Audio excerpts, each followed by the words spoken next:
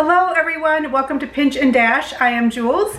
When I started this channel, I was sharing my Nana's recipes, and that was the idea for this channel, was to share her recipes that our family loves. And I believe I've shared all of them that we love. So when I was thinking about what I want to do with this channel, I want to share what we just are eating on a normal basis for dinner. We do make some pretty good meals that are pretty simple. So I'm just going to share, I'm going to call it Dinner Diaries. It's a new series on this channel, Dinner Diaries. A lot of people call it What's for Dinner. So it's going to be what we eat this week. So if I do use a recipe from someone, I will link it down below. But a lot of the times it's just grabbing what we have on hand to make a meal out of it. So you might get some ideas for your family to make something. That is my hope for this series. I'd love to hear your thoughts on this idea. Please comment down below on your thoughts.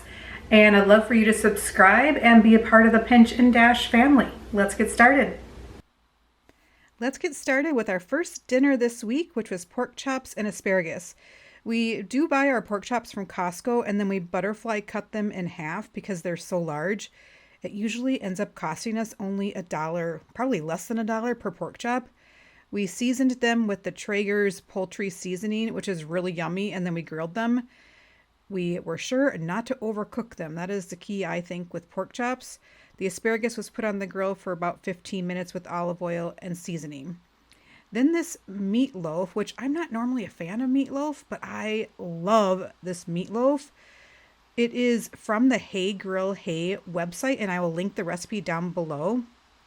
It is delicious. And then I just made simple mashed potatoes, and then I used store-bought gravy made by our local nice grocery store.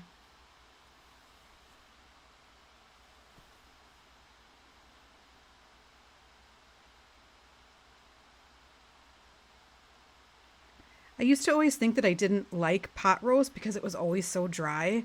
But what I've learned is that you have to cook the crap out of it. It needs to get to an internal temp of at least 205 degrees for it to be juicy and delicious. Tough cuts of meat like this, like chuck roasts, they need to reach these temps in order to break down the connective tissues and dense fats. This is about a 3-pound chuck roast. I wanted to start using up what I have in my fridge, which is why I have used the beef stock and the marsala. With the roast, just add what moisture and seasonings you have on hand.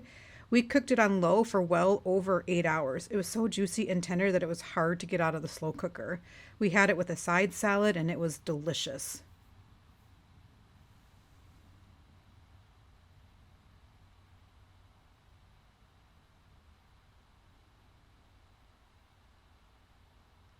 The last dinner idea this week is from the Build a Bowl cookbook by Nikki Sizemore. We've made this one before and we loved it. I had pesto sauce in the fridge that I wanted to use up, and I remembered this recipe uses it.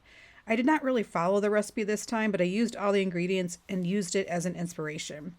It has cherry tomatoes, zucchini, green beans, olive oil, pesto, and Parmesan. Then I served on top of quinoa and topped it with mozzarella and more Parmesan. It's a great no meat it's a great no meat dinner idea, and we really enjoyed it. I hope you got an idea for dinner this week, and thanks again for watching. Cheers!